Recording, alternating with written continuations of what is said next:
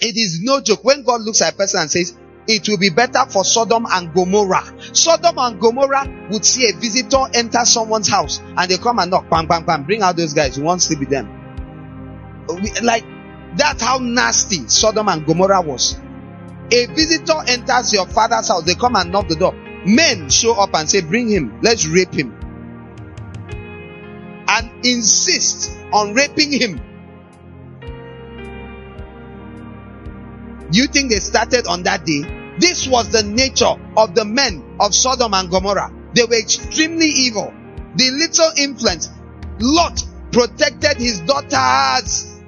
But just from being in that atmosphere and growing up, when they ran out of that city, when it was destroyed, they could conveniently discuss with each other and sleep with their father and have children conveniently without any stress. That's how messed up their minds were. God said on the day of judgment, it will be better. Sodom and Gomorrah, stand this side.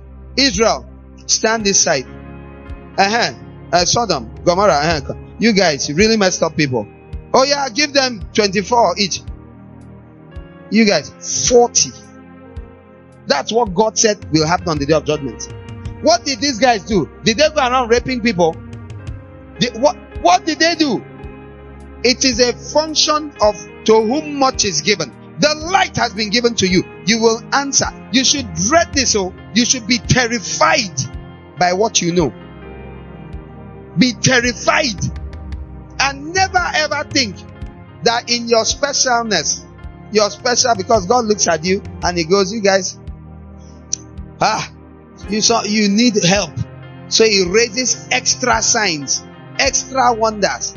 That Matthew 10:15, I assure you it will be more tolerable on the day of judgment for the land of Sodom and Gomorrah than for that town.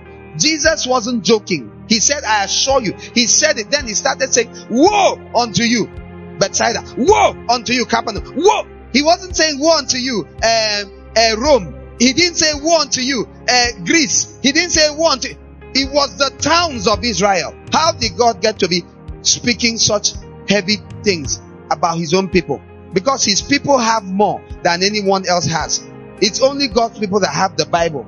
It's God's people that talk to Jesus. It is God's people that have dreams and revelations. It's God's people that the word is preached in their synagogues every week. It is God's people that keep hearing, love one another, do good to all men. It is God's people that are sure that the God they are serving is the living God. It is God's people. Therefore, it is God's people that will answer the greatest questions. They are the ones that should be most terrified of the day of judgment. They are the ones that should say, let judgment not come.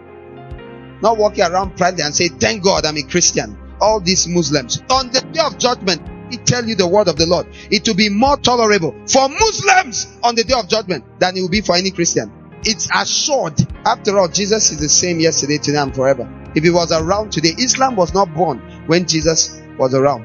About 600 years had to pass first. Islam was not born. Islam is around now. If you think anything else, it means your blindness is deeper than can be helped. It will be better for Hindus, Muslims, Buddhists, atheists on the day of judgment than it will be for Christians. It must be so. So while you walk around pitying them, thinking funny things, saying, all these people, if I was you, I would be looking at myself. What are you doing with what you've been told? What are you doing with it? You better be walking in the fear of God. You better be walking in the fear of God. Walk in the fear of God. Jesus did all those miracles for them. Within less than 40 years, they packed all of them out.